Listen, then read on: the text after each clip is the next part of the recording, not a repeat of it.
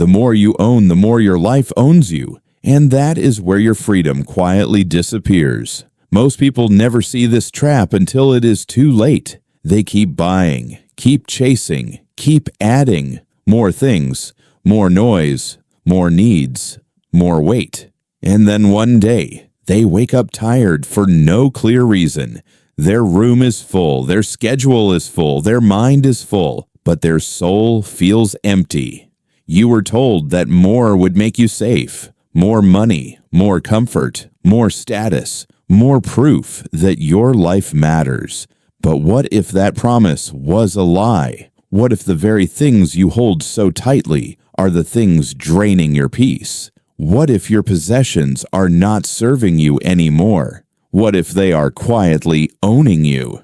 Tonight, I want to speak to the part of you that is exhausted, the part that wants to breathe again, the part that knows deep down that freedom does not begin with having more. It begins the moment you need less.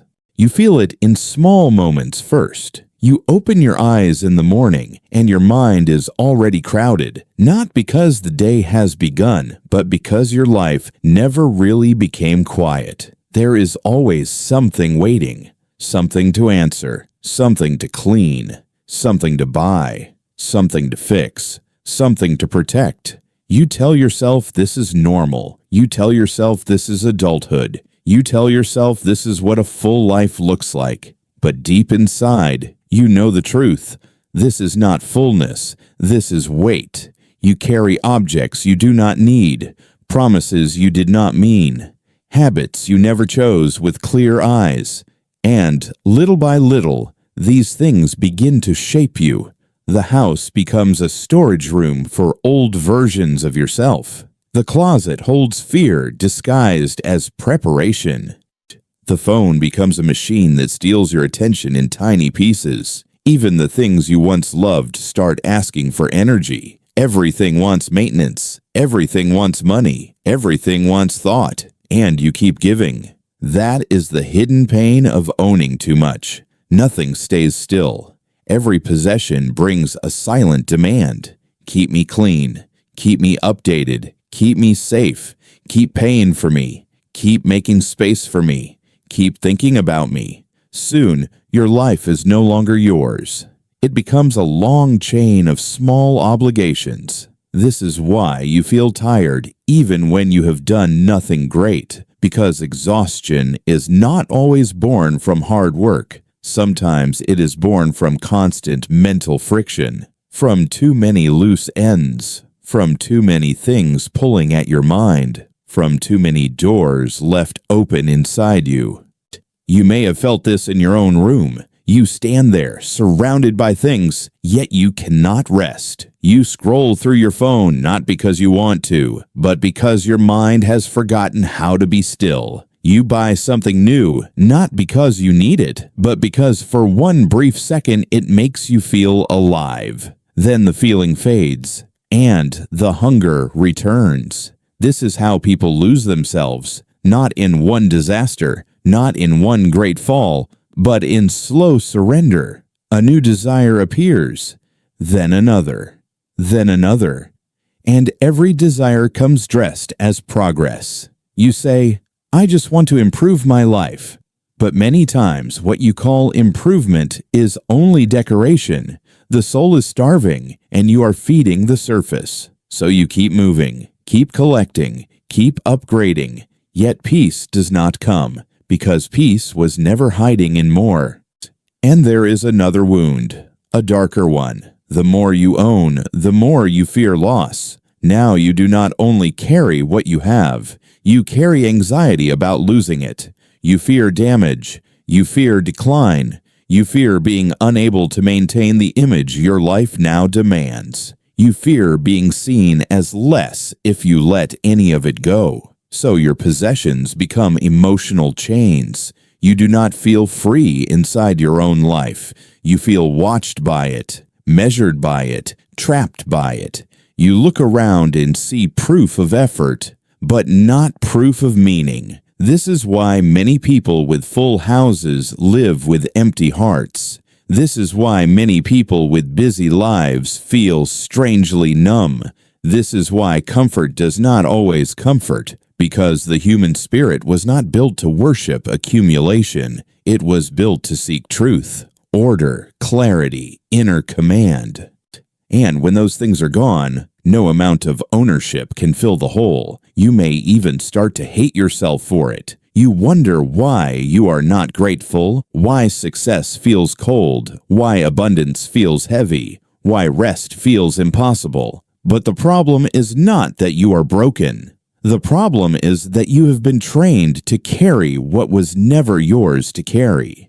You were told that if your life looked full, it would feel full. But a life can look rich and still be deeply poor. Poor in silence, poor in self-control, poor in purpose, poor in peace.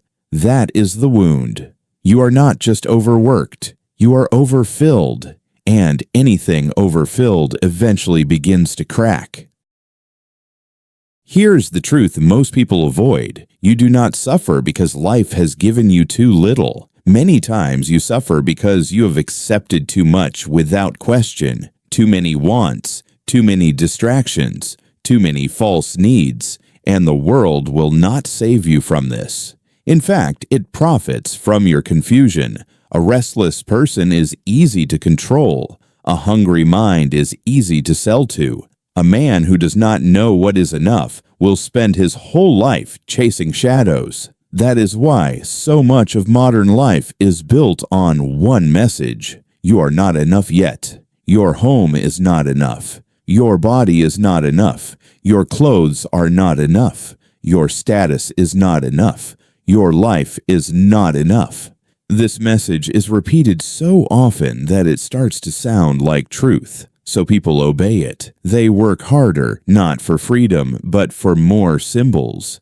They buy things they do not need to impress people they do not respect. They fill their rooms with objects and their minds with noise. Then they wonder why they feel empty in the middle of plenty. Because emptiness is not cured by volume.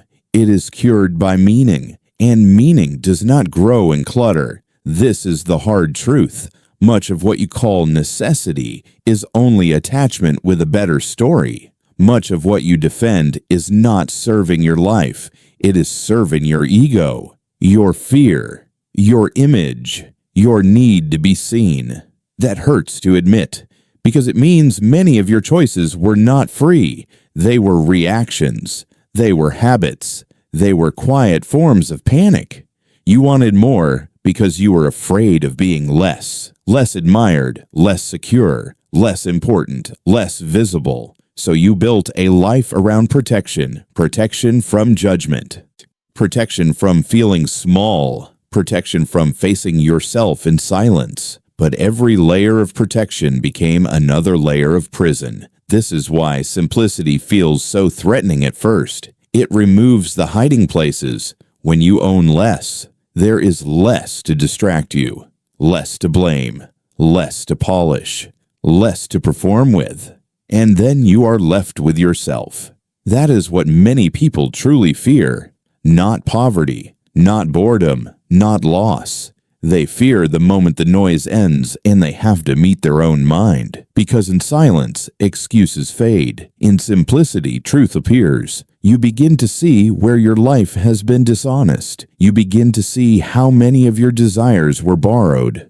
You begin to see how often you called slavery success. That is why some people would rather drown in clutter than sit in an empty room with a clear conscience. The empty room speaks too loudly. It asks simple questions. Who are you without your image? Who are you without your habits? Who are you without your purchases? Who are you when nothing is left to prove? Most people never stay with those questions long enough to hear the answer. They escape. They scroll. They shop. They compare. They chase one more plan, one more upgrade, one more possession, one more hit of relief. But relief is not freedom. You can decorate a cage. It is still a cage. You can make a prison feel comfortable. It is still a prison. And that is what many lives become. beautiful prisons, clean prisons, expensive prisons, socially praised prisons. But prisons all the same. Another hard truth is this: owning more does not only drain your time, it weakens your judgment. When your desires grow wild, your standards become weak. You stop asking whether something is good. You only ask whether you want it. You stop asking whether something deserves a place in your life. You only ask whether it is available. This is how appetite begins to rule character. And once appetite is in command, peace disappears. Because appetite has no finish line, it always wants one more thing, one more comfort, one more excuse, one more reason to delay discipline. The Stoics saw this clearly. A person ruled by desire is not free, even if that person is rich. A person who cannot say enough will never feel abundance. A person who depends on outer things for inner stability will always live in fear. That fear is everywhere now. People fear silence because it reveals dependence. They fear stillness because it reveals weakness. They fear loss because they built identity on unstable ground. So they cling harder, and the harder they cling, the more fragile they become. This is the old illusion you must break. More is not always growth. Sometimes more is decay in slow motion. More possessions can mean less peace. More options can mean less clarity. More comfort can mean less strength. More attention can mean less self-respect. The soul does not become stronger by endless intake. It becomes stronger by wise refusal. That is the part many do not want to hear. You will not think your way into peace while living without limits. You will not buy your way into freedom. You will not collect your way into self-respect. Some things only return when excess is removed, and until you face that, life will keep feeling crowded, noisy, and strangely hollow, no matter how much you gain. This is where Stoicism enters like a cold wind through a hot room. It clears the air. Stoicism does not ask you to hate comfort. It does not ask you to run from the world. It does not tell you that all possessions are evil. It asks a sharper question: what rules you? That is the center of the Stoic path. Not what you own, not what others think, not what life gives or takes away, but what has power over your mind. The Stoics knew that suffering grows when we tie our peace to things we cannot fully control. Money can leave, status can fall, objects can break, people can change, health can weaken, time can erase almost everything we build. If your inner state depends on these outer things, then your peace is always on borrowed ground. Epictetus said that some things are up to us and some are not. This is not just a wise line.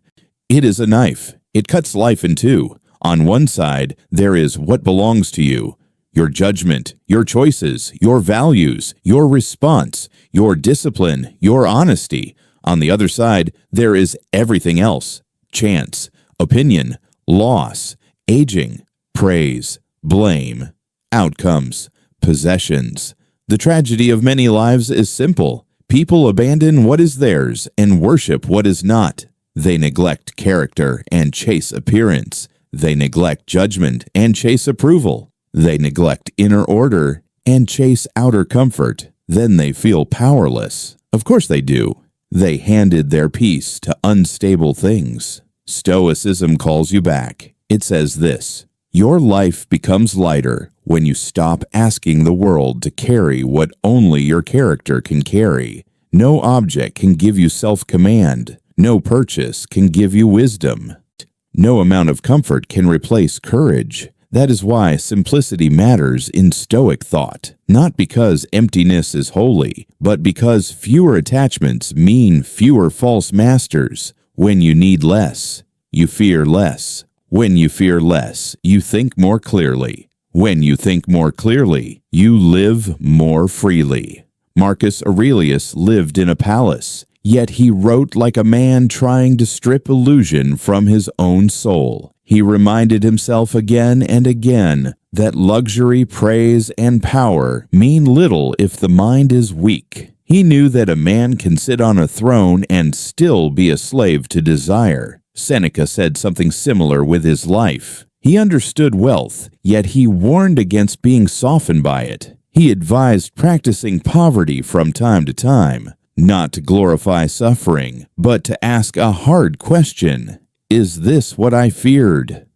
Can I still stand when comfort is gone? That practice matters, because fear often shrinks the moment you face it. The mind imagines ruin. Reality often reveals something smaller. A plain meal, a simple bed, a quieter day. And suddenly you see that many of your cravings were built on fantasy, not truth. That lesson is still alive today. Think of a person whose phone rules every quiet moment. That person may own a small device, but in truth, the device owns part of the mind. Every sound commands attention. Every empty minute is filled. Stillness becomes unbearable. Now think of a person who can put the phone down, sit in silence, and remain steady. Which one is stronger? Or think of a man who buys beyond his means to look successful. His house looks impressive, his clothes look expensive, his image looks polished.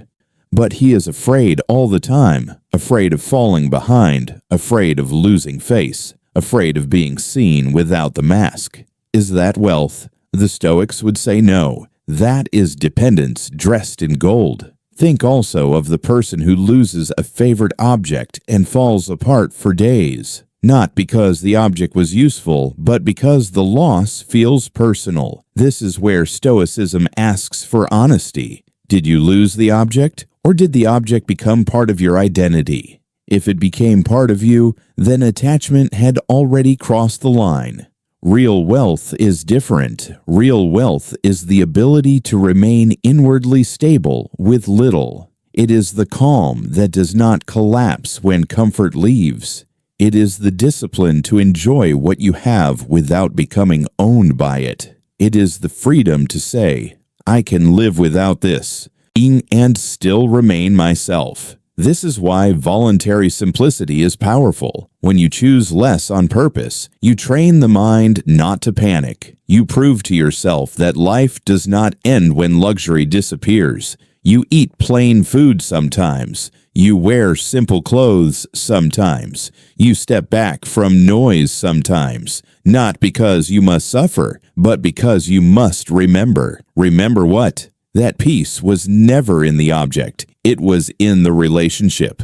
A cup is not the problem. Attachment is. Money is not the problem. Dependence is. Comfort is not the problem. Weakness is. Stoicism does not worship deprivation. It worships inner freedom. Use what you have. Be grateful for it. Care for it well. But never confuse it with your identity. That is the line. Own things. Do not let things own you. Once that line becomes clear, simplicity stops feeling like loss. It starts to feel like power. So how do you build this inner strength in real life? Not with slogans, not with sudden escape, not with one dramatic act. You build it the Stoic way, slowly, clearly, with repeated choices. The first step is ruthless notice. Look at your life without romance. Walk through your room, open your closet, check your phone, study your calendar. Ask one hard question again and again. What here truly serves my life, and what here only feeds noise, vanity, or fear? Do not answer too quickly. The ego lies. It calls attachment taste. It calls excess reward. It calls distraction rest. It calls fear responsibility. So be honest. Some things in your life are not there because they matter. They are there because you got used to them. And habit is one of the strongest prisons. The second step is removal. Not rage. Not self-punishment.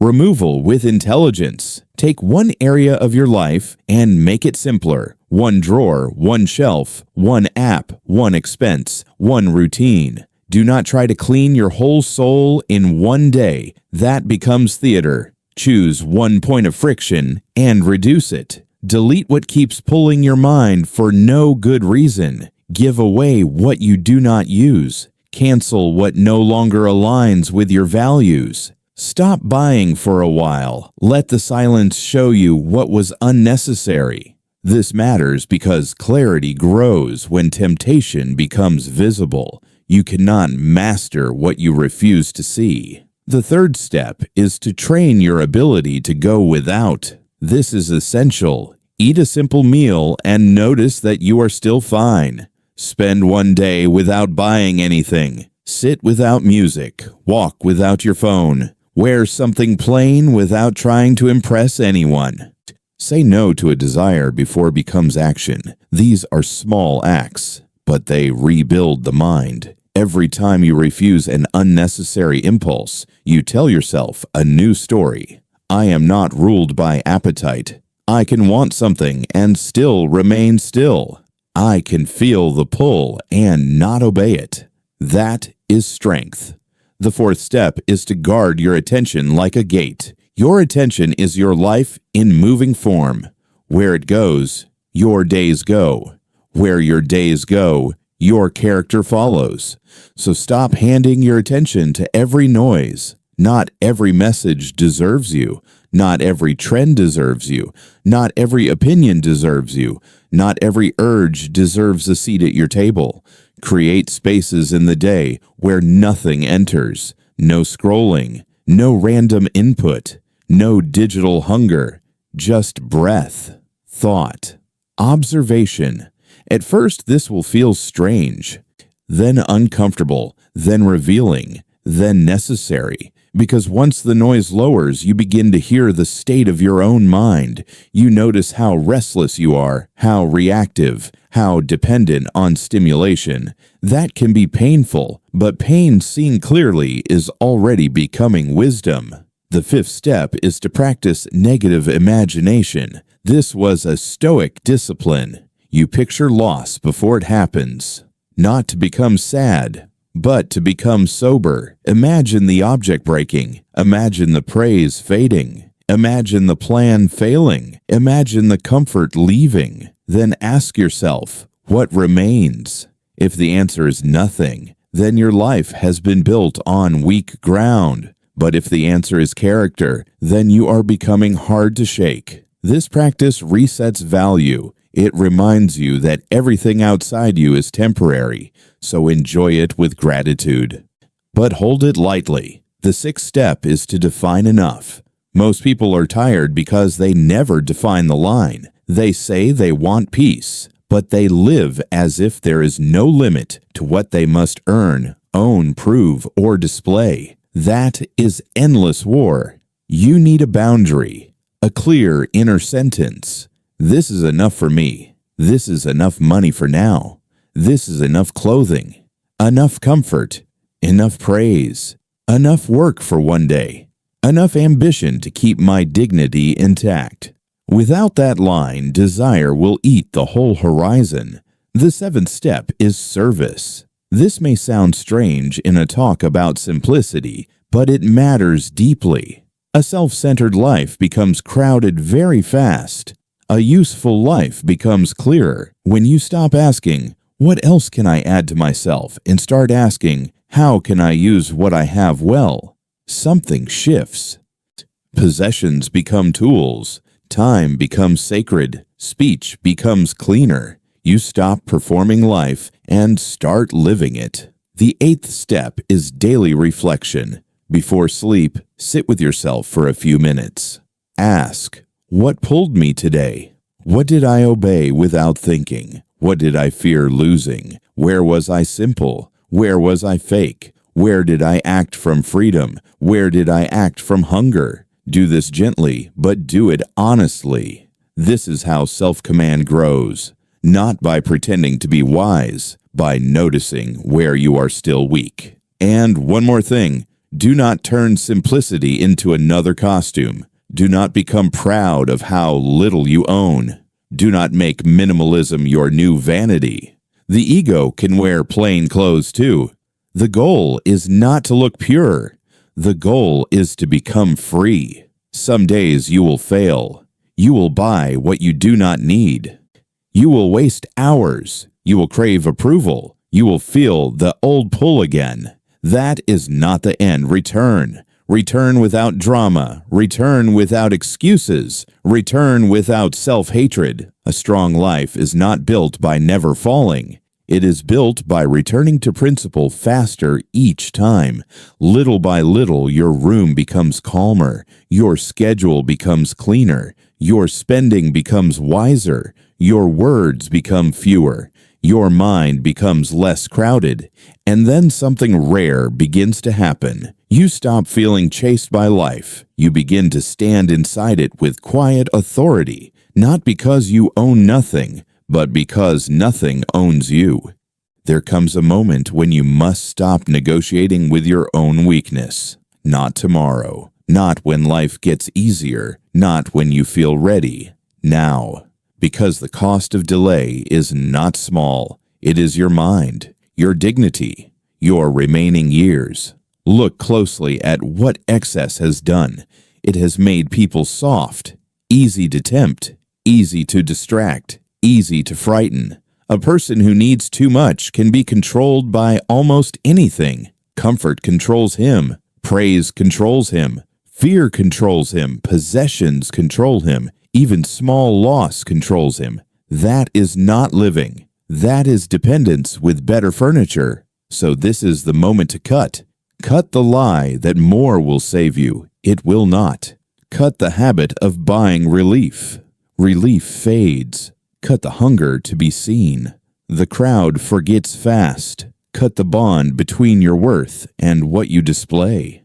That bond is poison. You do not need a richer mask. You need a stronger face beneath it. Look at your life with brutal honesty. How much of your exhaustion comes from carrying what should have been dropped years ago? How much of your fear comes from guarding an image that is not even real? How much of your time has been buried under wants that never once brought lasting peace? You know the answer. That is why this message stings, because part of you has known for a long time. You were not born to spend your whole life maintaining things. You were not born to become a servant of upgrades, alerts, bills, and appearances. You were not born to trade your inner life for outer display. And one day, whether you are ready or not, life will strip something from you. A plan, a possession, a season of comfort, a version of yourself you thought would last.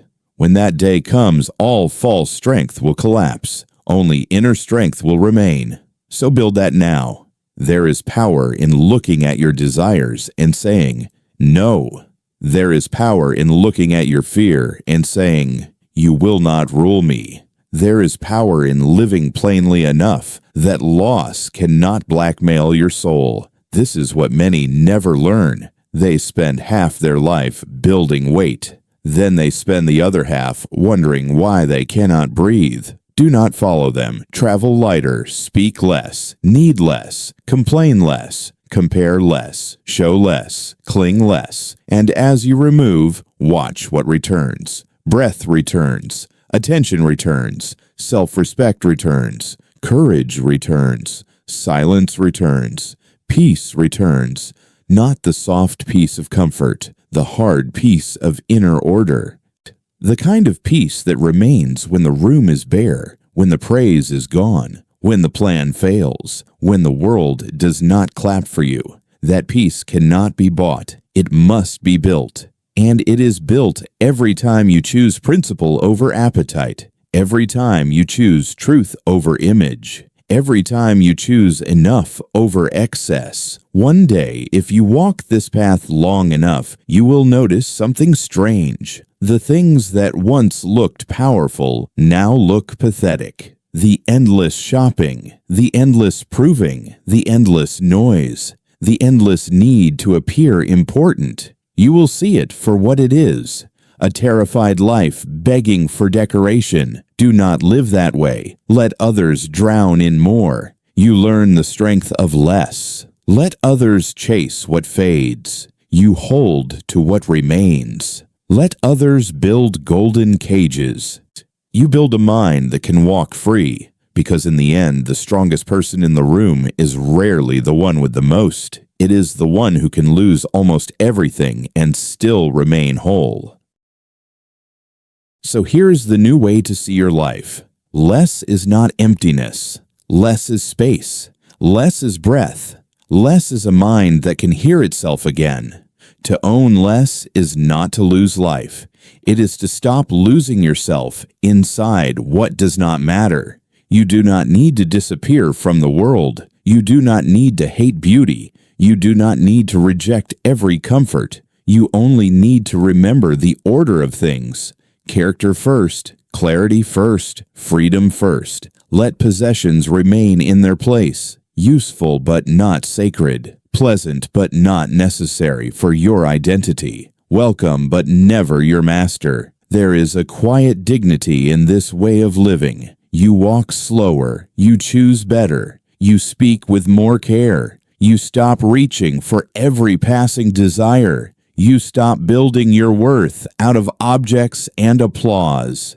And in that simpler life, something deep begins to heal. You no longer panic so easily. You no longer envy so quickly. You no longer chase what does not belong to you. You become harder to fool, harder to tempt, harder to shake. That is freedom. Not the freedom to own everything. The freedom to remain yourself without everything. This is the Stoic path, not a path of coldness, a path of inner rule, a path where peace is earned by discipline, a path where gratitude grows because dependence shrinks, a path where you can enjoy the world without kneeling before it. There will still be pain. There will still be loss. There will still be days when the old hunger returns, but now you will see it sooner. And because you see it sooner, you will not have to obey it for long. So as you leave this moment, do not ask only,